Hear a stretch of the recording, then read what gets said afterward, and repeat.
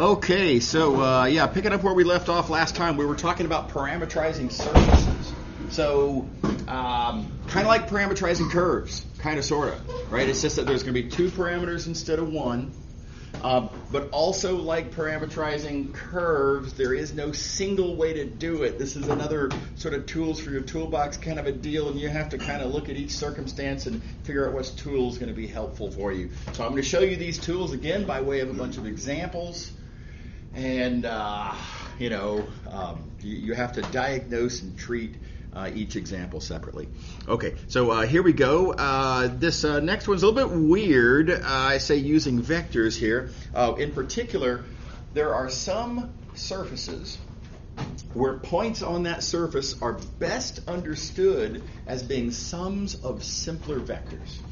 Right? We saw an example of this with parametric curves, right? So with the one with the bicycle wheel. You remember the bicycle wheel with the reflector, and that reflector makes this kind of herky-jerky, kind of weird sort of pattern as the bicycle rolls down the street. And how do you parameterize that? Much easier to think of parameterizing the axle, straight line, constant speed, right? And then the actual, I guess it'd be this way, the actual rotation of the reflector around the axle. Also pretty straightforward, right? So similar thing here. So here we have a graph, our surface S. That's not what we want to parameterize. We already know how to parameterize that. Graph parameterization. Totally do that. But what we're going to imagine is that this is the top of somebody's head, and then there's hairs sticking up. Right, so maybe they've got some static electricity building up or whatever.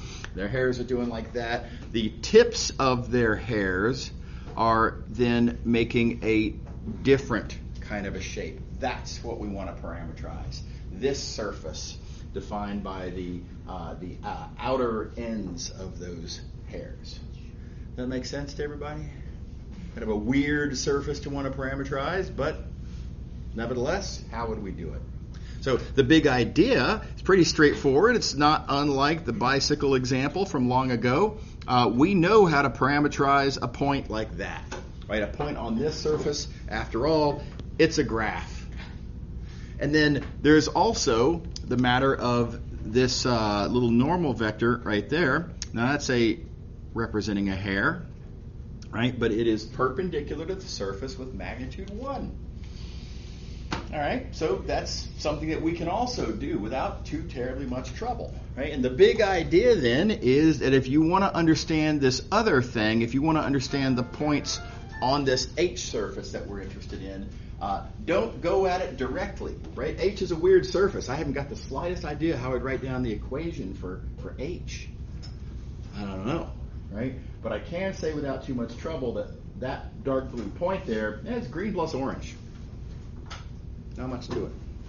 Right? So one step at a time, let's talk about how to do the green points. How do I find points on S? How do I parameterize S? And we're going to, as suggested before, take the fact that this is a graph and use the graph parameterization. Right? Straight out of yesterday's lecture. The input variables are x and y. You let those be your parameters s and t. And z is what it must be. Okay. All right, so we've got that part. Next question, how are we going to understand these normal vectors? What can I say about that little vector right there being perpendicular to the surface?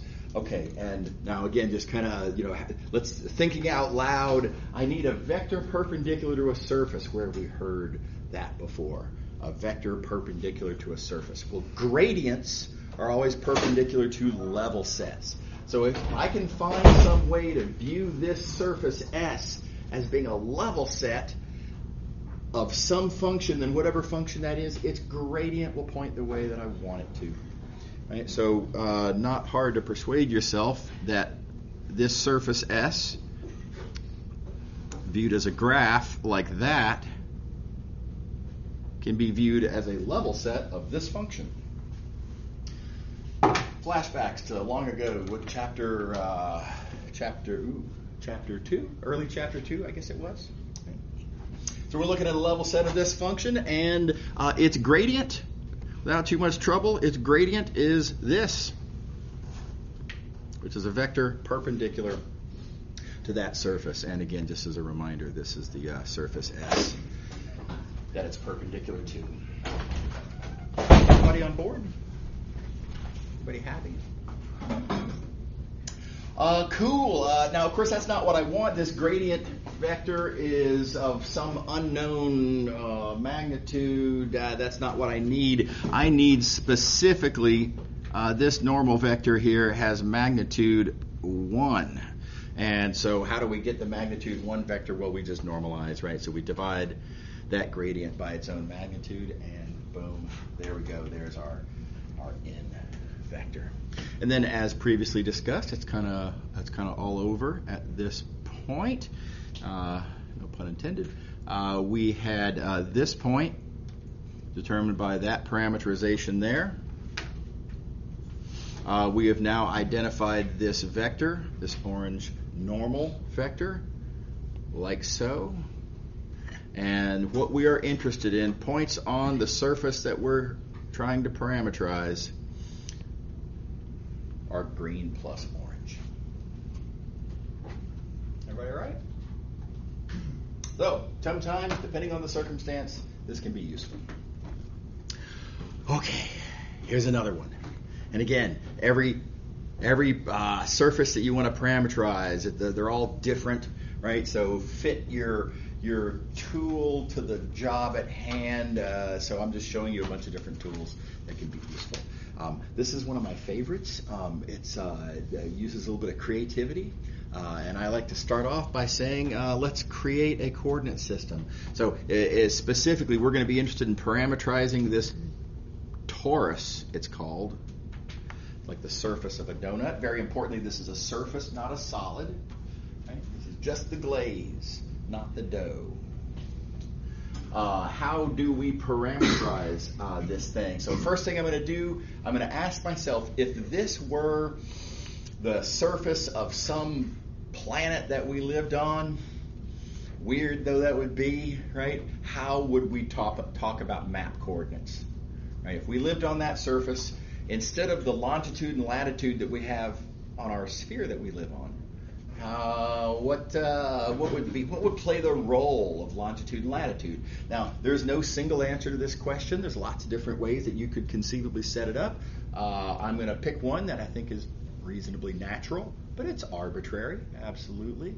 But I tell you what seems natural to me is looking at this donut. If I wanted to describe that point, I would say, well, that's going to be a rotation by some angle S of a point over here in the, let's see here, what color am I going to use? I'll use dark blue. A point over here in the XZ plane, the positive X part of the XZ plane. And that point itself is going to be a rotation upward, you might say, from what you might call the equator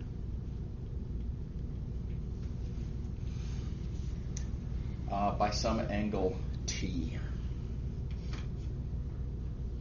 Right, so I propose that any point on the surface of this donut, there's a corresponding T and there's a corresponding S.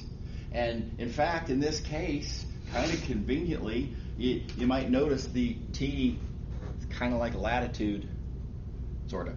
Not exactly, obviously, but it's kind of vaguely like latitude, and S is not unlike longitude. Right? So reasonable little coordinate system, and that would be a pretty natural way to kind of get around on the surface of the donut. So once you have that, all you have to do now is ask yourself, how would you compute the point in question? How would I compute the coordinates of where you are? Given an S, given a T, let's find X, Y, and Z. Is everybody on board so far? Details to follow, of course. All right. So, okay, well, here again is that angle T, about like this. And given that angle T, and by the way, the specifics that were given in the question told us that this distance here is A, and that distance there is B. And with those given, a little bit of sort of, again, kind of a vector addition scenario arises. Notice I can view this as being that orange vector. Let's see, let me not get ahead of myself. Plus this, let's see here, I'll use, I'm running out of colors. Red. That red vector. So the point P, now this is, again, not the point that I'm looking for. I'm going to try to figure out how to use this to give me a point way over here. But this point that the point I'm interested in rotates from, right, is going to be this orange vector plus this red vector. And so now I'm going to leave it to y'all to think through the trig that happens in this XZ plane over here, but that gives you this algebra right here, and therefore this point P is that sum like that. What do you think? Everybody follow that? All right. So having done that, again, now I know how to describe this point P here. Next question, how do I get to this point X? How do I, the actual point that I'm interested in? And I'm going to appeal to your geometric intuition here. The idea is that this angle measured at the z-axis, that angle being S, what I'm going to do is I'm going to describe literally a rotation matrix, the act of rotating around the z-axis counterclockwise by angle S. And then I'm going to make the case that what I'm actually interested in is going to be this dark blue point P, then rotated by that angle S. All right, so again, a little bit of trig gives us P. Then a rotation around the z-axis gives us our arbitrary point XYZ. Yeah? Can you scroll back up a little bit Yeah. to when you're explaining how to set that up? Yeah, the point P? Yeah. Yeah, right. So the point P is this orange vector plus that red vector. Is that cool? Why is it the sign in the second position? Yeah, well, that's right, because the point is it's we're looking at the trig inside of the XZ plane, right? So this T is not the same set, it's not theta, right? So it's not like it's cylindrical coordinates or something like that. So you have to just rely on, think about some little right triangles in here and literally think about the geometry. One thing you might do might be helpful is to draw the XZ plane by itself. Oh, right. See what I'm saying? So here's another angle at it. Everything that's happening over here in the XZ plane, y is 0 for all of it. I was thinking that was the XY plane.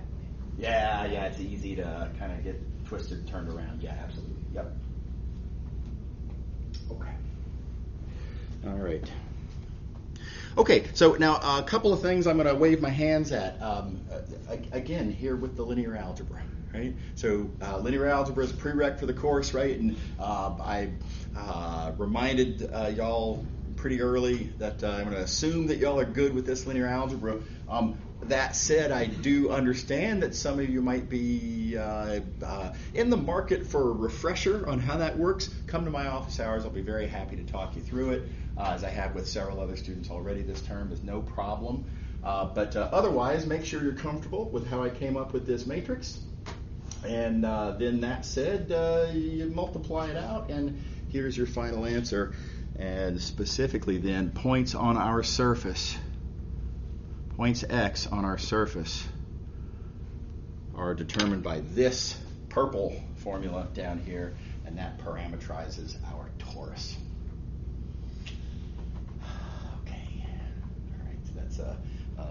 good one. Now, lots of details involved there. Lots of little details. Try not to get lost in the details. The big point here is the strategy that we're taking. The big point is this idea that we're going to get a foot in the door by creating a coordinate system. Right? Now, on the donut is, kind of a natural collection of choices, arbitrary though they are. On different surfaces, you might come up with a totally different, seemingly natural, seemingly convenient collection of coordinates. Right? And again, just imagine that that's the world you live on. How would you most conveniently describe where you are? Okay. All right. Last example. Sometimes you already have a parameterization of something similar to what you want. And then if what you want a parameterization of is an easy deformation of what you already have a parameterization of, then all you have to do is figure out how to tweak that parameterization. So here's an example. Let's think about the unit sphere. Easy spherical equation, rho equals 1. Now, I'm going to remind y'all we have a fantastic tool for parameterizing certain things called the graph parameterization. This is a spherical graph. It's not a rectangular graph, but it is a spherical graph. Rho is a function of phi and theta. In fact, it's a super easy function of phi and theta. It's just constant. Right? And plugging that into our coordinate conversion formulas gives us this parameterization right here for our unit sphere, which you can write in coordinates one at a time like this if you prefer. Okay, everybody good with that part? That's the kind of just the getting started.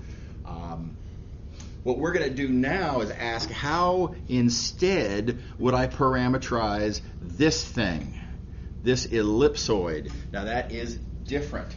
This does not have a particularly convenient spherical equation. It's not easy to write down a spherical equation for this, right? But it was pretty easy to write down a rectangular equation, and it was pretty easy to write down a rectangular equation for our unit sphere. So I can see right away, just because of the rectangular algebra, I can see that all I got to do is figure out how to do whatever this is. Right? The way I turn my blue surface into my purple surface is, among other things, I need to, everywhere I see an x, I need to replace that with x over a. Well, we've seen that before, right? Back in chapter 2, I think early chapter 2. And the big idea is that replacement simply means that this purple surface is stretched by a factor of a in the x direction. Right? Now, so then there's two ways that you can account for this. One way you can account for this is to take the existing formulas that I have. For example, here's the existing formula for x. And I can do the exact same thing that I did in these other equations. I can just replace every x with x over a. Right? You can see that's exactly what I've done here. I've replaced x with x over a. And that gives me my first equation in my parameterization for this ellipsoid. What do you think? Okay. Likewise for y and z. Right, stretching by b in the y direction, c in the z direction. So that's one point of view. Now here's a different point of view. This is a different take on morally the same thing. Let's look at this formula over here. This parameterization. Let me get rid of this mess here.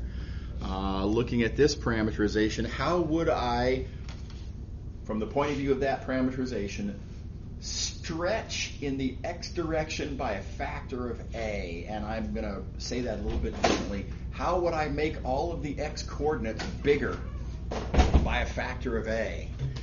And honestly, it's pretty straightforward. I'm going to take the x coordinates that I had, and I am literally right there. going to make them bigger by a factor of a, right? By taking their formula and multiplying it by a.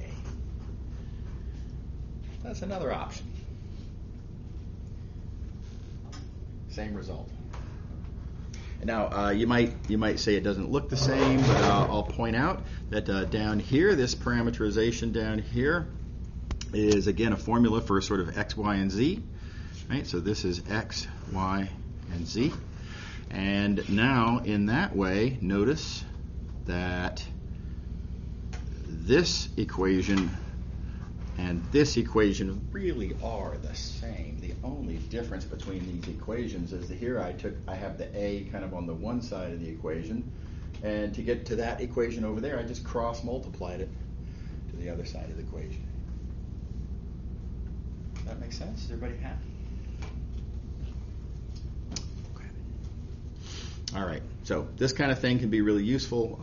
Why will this? Okay, there we go. If you have a parameterization of something and you want to tweak it, just tweak it, and take either perspective that you like. Okay. Last comment. The book does have a bunch more examples. They're good examples. I like them. I am going to point out a shortcoming, what I view as a shortcoming. All the examples in the book, most anyway, of the examples that are in the book, they start with a parameterization. And then they say, okay, well, here's our parameterization. What does this thing look like? Right? So they start with the parameterization, and then they deduce what the corresponding surface is. I feel like in practice, you need to go the other way. In practice, you don't tend to have parameterizations just given to you. You have surfaces that come to you in some way or another. And then you've got to figure out what the parameterization is. So you're going to notice in all the examples that I've just showed you, right? I think it was 4 different examples. We started with a surface described in some way, and then from that we created the parameterizations. Right? I think that's a really important skill, and as good as the book's examples are, they mostly, at least, are the opposite direction, where they assume what I feel like should be their conclusion. So, anyway, a little quibble, but do please take a look at those. Okay. So moving along, we're going to talk about something called a coordinate curve. This is not that big a deal, really. Here's the observation. If you have a parametric surface, keep in mind a parametric surface is position as a function of 2 parameters. Here I'm going to use S and T. Okay. All right. So that said, if you were to fix a value of t and hold it there and it's not allowed to change, so here we go, I'm going to fix t. T is now effectively a constant. It's like a k at this point. Well, now I have position as a function of 1 variable. 1 actual remaining variable acting as a variable. Again, t is a constant, so it's not really a variable anymore. And when you have position as a function of 1 variable, that is a parametric curve. So this is called the S coordinate curve when you do this. The act of fixing one of the variables turns a parametric surface into a parametric curve called a coordinate curve. What do you think? Reasonable? All right, let's see an example. Likewise, if you do it the other way, of course. Quick example. Let's look at the unit sphere. Now, first I'm going to talk about this parameterization. I claim this is a parameterization of the unit sphere. Where did this come from? Well, it came from the equation rho equals 1. Right?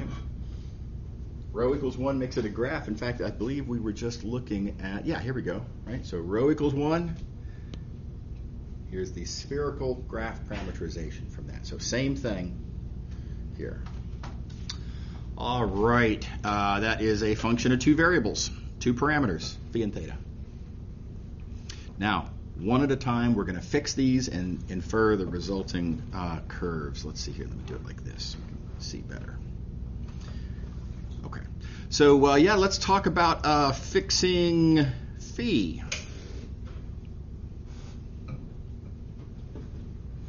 phi now fixed, not allowed to change, pi over 6. We're stuck there at phi equals pi over 6.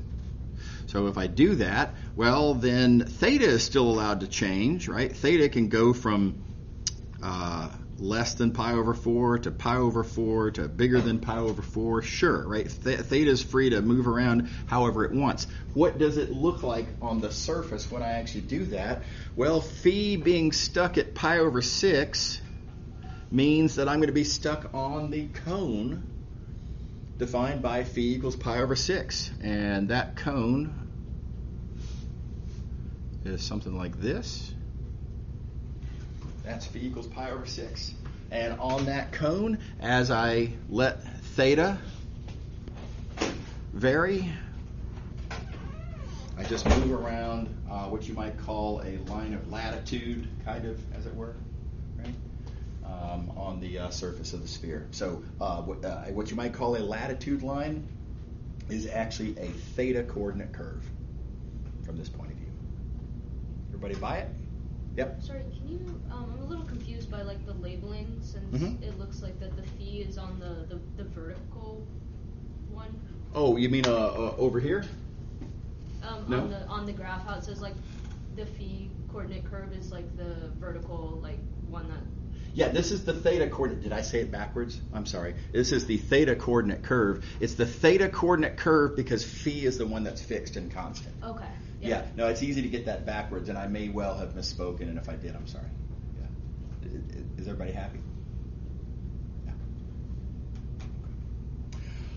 Okay, all right, now let's do the other way. Same idea, just a different thing that we're going to fix. So we're going to fix theta now as pi over 4. So theta is stuck at pi over 4, not allowed to change. And now keep in mind, geometrically, what that looks like, theta being pi over 4 would look something kind of like that. And then on that plane, as now phi varies, right, then we'll be stuck in this theta cross-section, but with phi starting at 0 as I have it drawn here, and then increasing as phi increases. Of course, that takes us further down the sphere, and this is the phi coordinate curve for that value of theta. Everybody all right?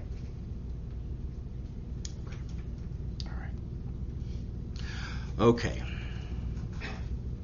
All right, so those are coordinate curves. Now I have a really clever observation to make here, and let's see here. I'm going to try to get as much of this as possible on the screen here. There we go. That's still legible. Well, okay.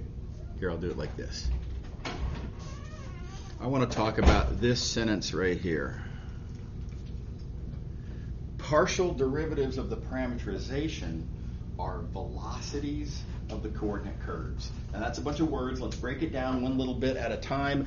First, let's remind ourselves what is a coordinate curve. And a coordinate curve is, again, what you get when you fix one of the variables. So I'm going to, for example, fix t not allowed to change, and now with position being effectively a function of just s, right? That's my S coordinate curve. Now, what does my statement say about the coordinate curve? It says we're going to talk about the velocity of the coordinate curve. What do I get when I take the velocity of this coordinate curve? Okay, we'll back up to here. What is the velocity of this S coordinate curve? Velocity means just take the derivative with respect to our parameter. Our parameter is S. Okay, so let's rewind. Let's say the whole thing again. We're going to fix t to define the S coordinate curve, and then we're going to take the derivative with respect to S. We're going to fix one of the variables and take the derivative with respect to the other. That's literally, word for word, what a partial derivative is. Right? Coordinate curve, fix one of the variables. Velocity says take the derivative with respect to the other.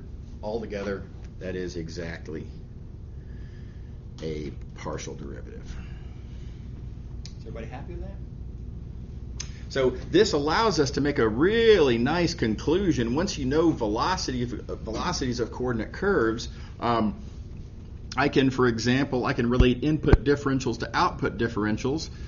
So, for example, let's look at this d phi differential there in the phi theta plane. Back to our sphere example, of course.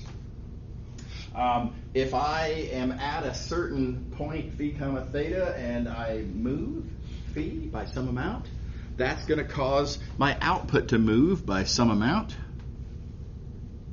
some output differential. And what is the relationship between input differentials and output differentials? Again, big flashback to chapter 2, right? The relationship between input changes and output changes, the derivative. And in this case, the derivative in question is our velocity, aka our partial derivative. And so x phi is what I multiply by my input differential to get my output differential. Is that all right?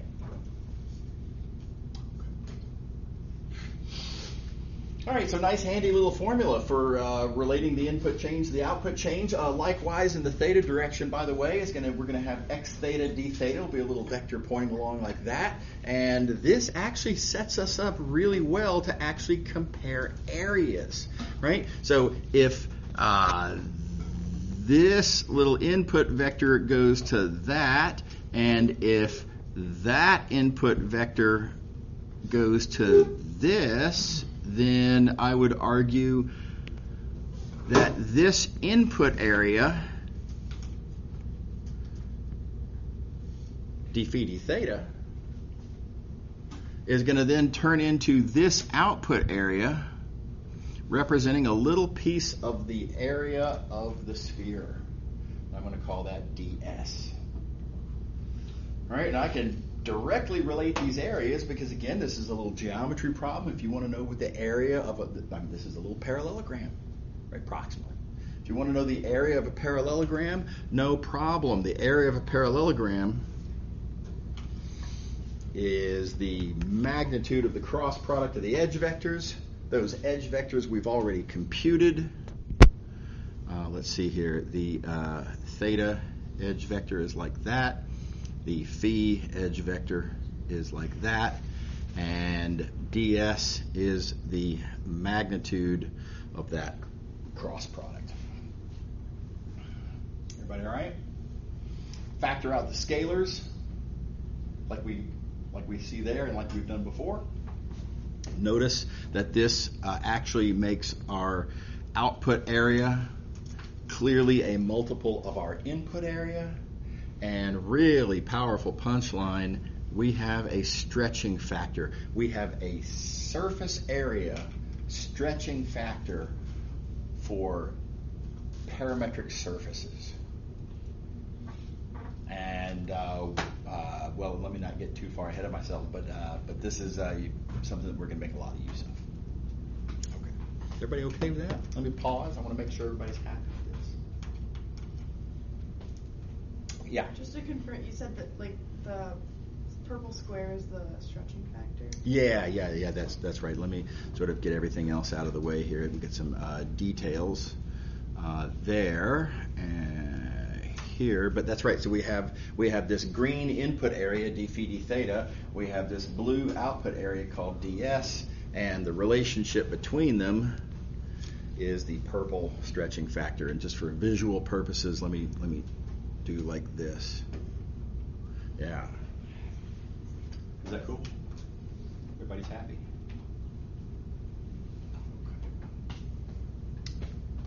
Okay. Yeah, so we're actually ready to do some calculations. Before we do that, though, I am going to talk a little bit about terminology and notation. This stretching factor that we've got here, you'll notice it's the magnitude of a certain vector. The magnitude of this cross product. For the moment, the only thing that we know that we care about about this orange vector is its magnitude, is the area stretching factor. But it turns out there's actually more that we're going to care about with this vector. So this deserves a name and a notation.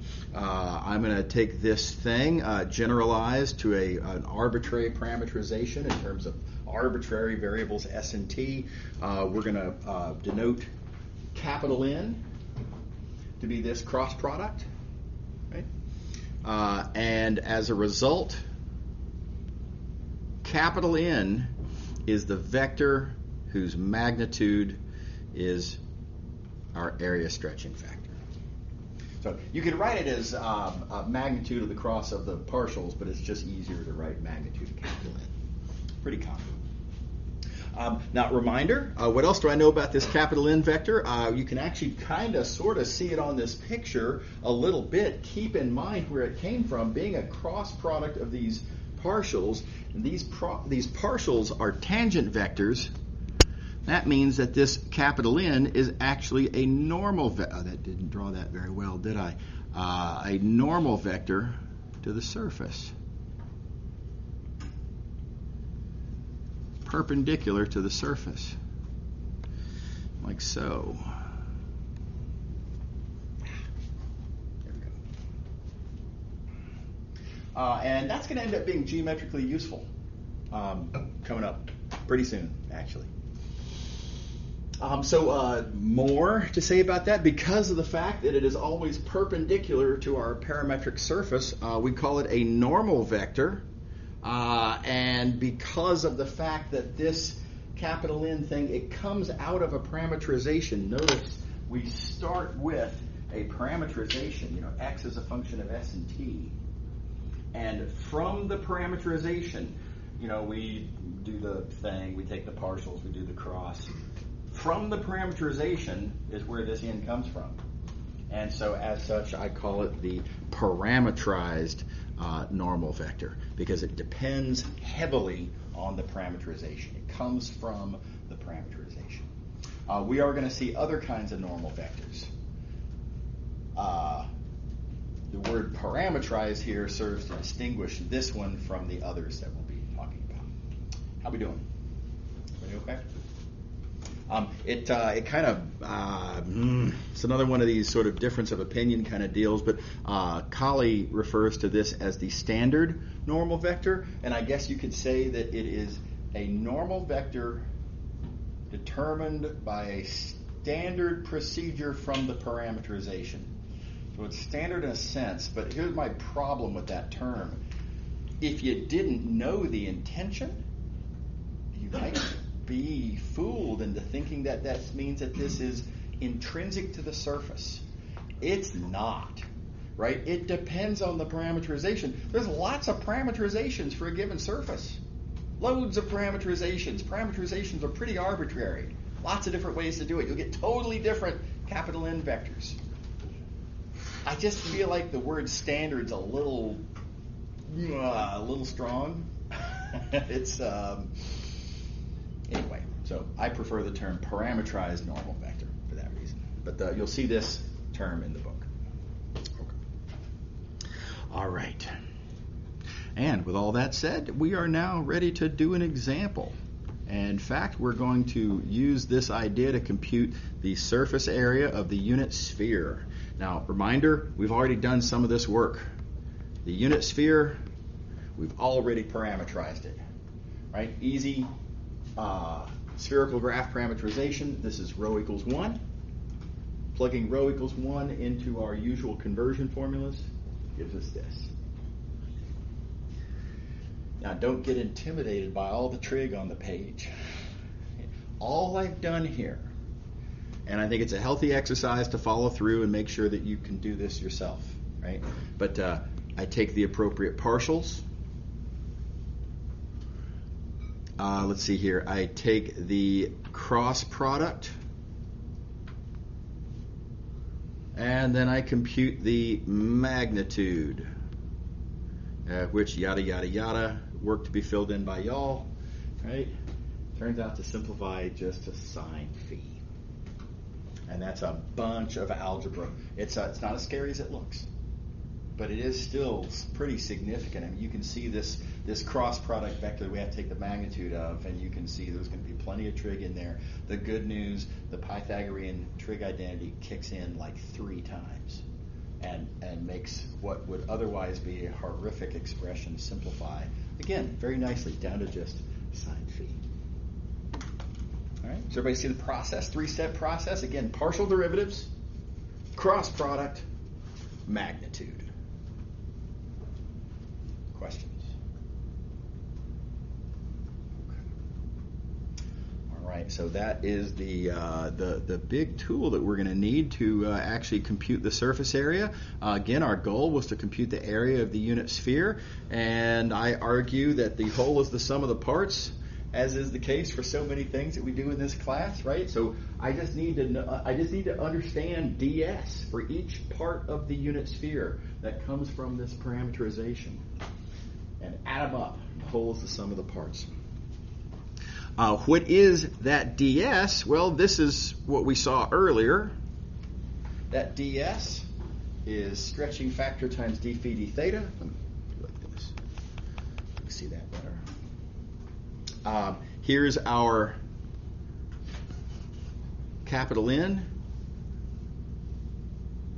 Right, capital N is just sine phi. Is that good for everybody? A couple of details. Now, I do want to add this up over the entire sphere. Adding up over the entire sphere, I need to, of course, go all the way around. So theta is going to go from 0 to 2 pi.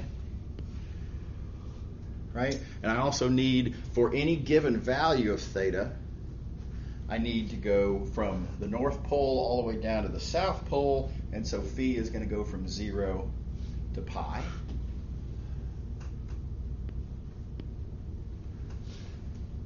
And then it's just a matter of cranking out an integral, and it's not even that bad of an integral. It's pretty straightforward.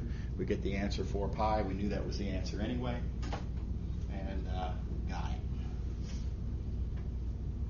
Everybody all right? Okay, a couple of things to say. Very often students will ask me, hey, wait a minute. I thought you weren't supposed to write down d phi d theta by itself. Aren't I supposed to stick in here rho squared sine phi? Right? Isn't that the whole spherical coordinate thing? Plausible question, right?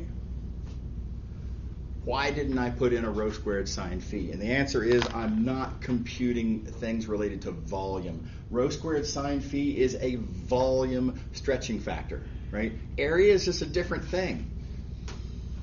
So I needed the area stretching factor, not the volume stretching factor. If you're doing a triple integral and you want to relate dx, dy, dz to d rho, d phi, d theta, then yes, absolutely, rho squared sine phi is the factor.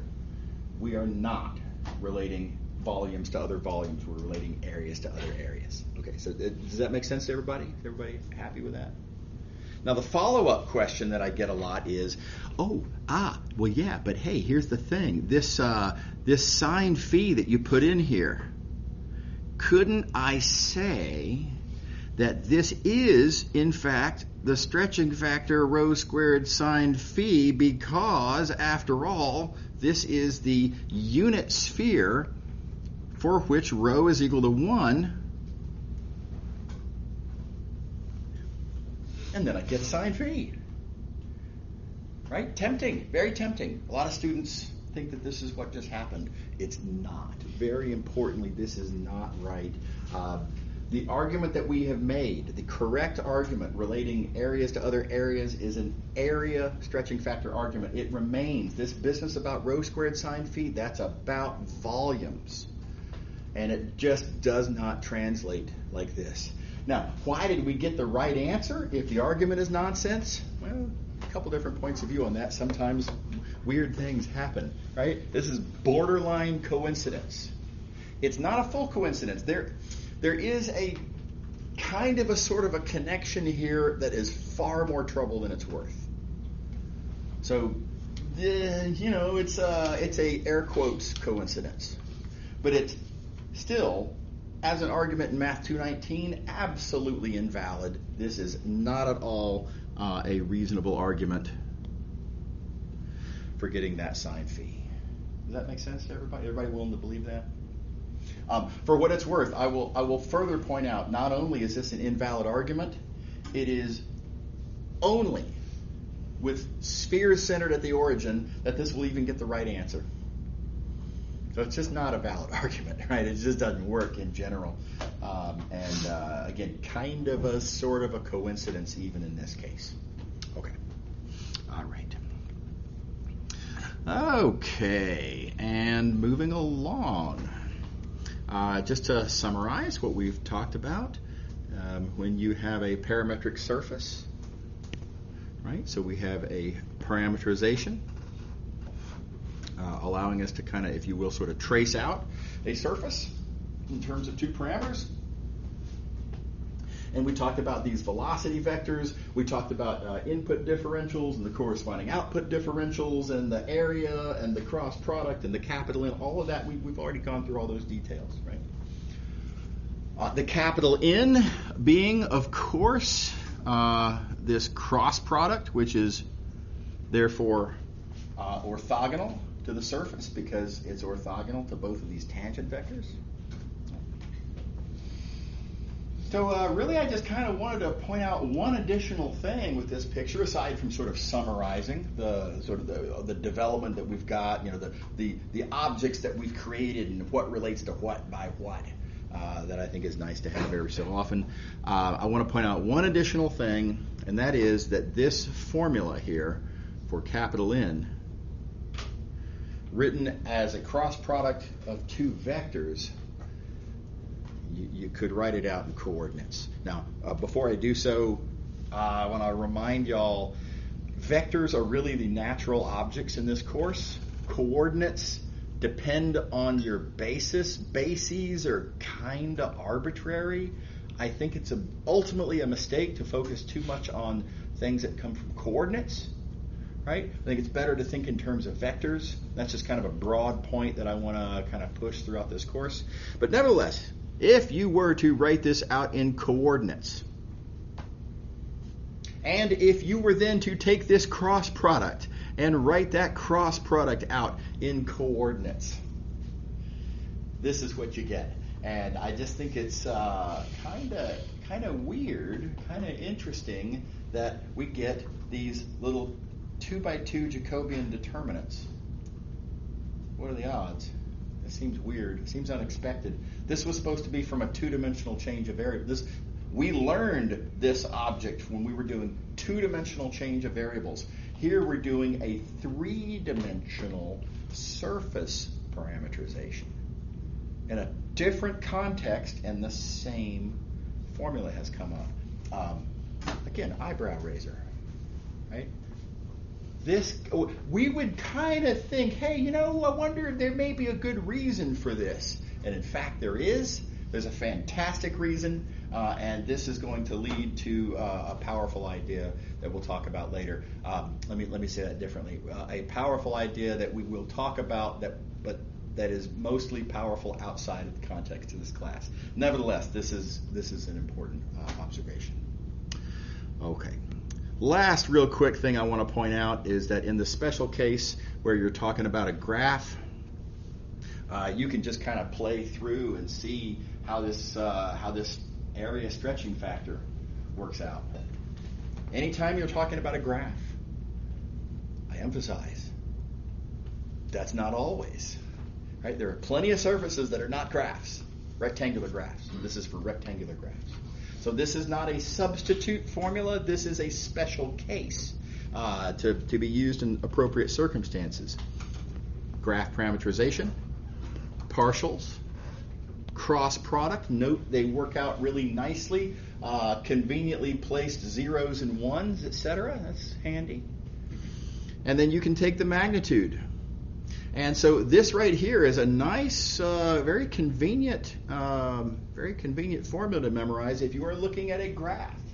And if you are willing to use the graph parameterization, then you don't have to go through this whole partials and cross product and magnitude formula. You can just, boom, just memorize this formula and just use it.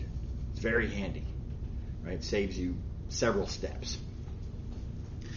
Let me further point out that this right here is the square of the magnitude of the gradient, right? So observe. And don't forget further, the magnitude of the gradient is the steepness. So really cool fact, if you are talking about a rectangular graph, the area stretching factor is a very simple function of how steep is your graph. And I'm going to wave at this example here because we're kind of out of time. But the roof of a house can be thought of as a graph. The steepness is typically the same on all of these faces. You know how steep the roof is in most houses, not all, but in many houses, or possibly most, that angle is constant, which means your steepness is constant, which means you can compute the area of your roof simply by looking at the area of the footprint and multiplying by this area stretching factor right there. Kind of a neat little application. All right, y'all have a good one. See you later. Great weekend.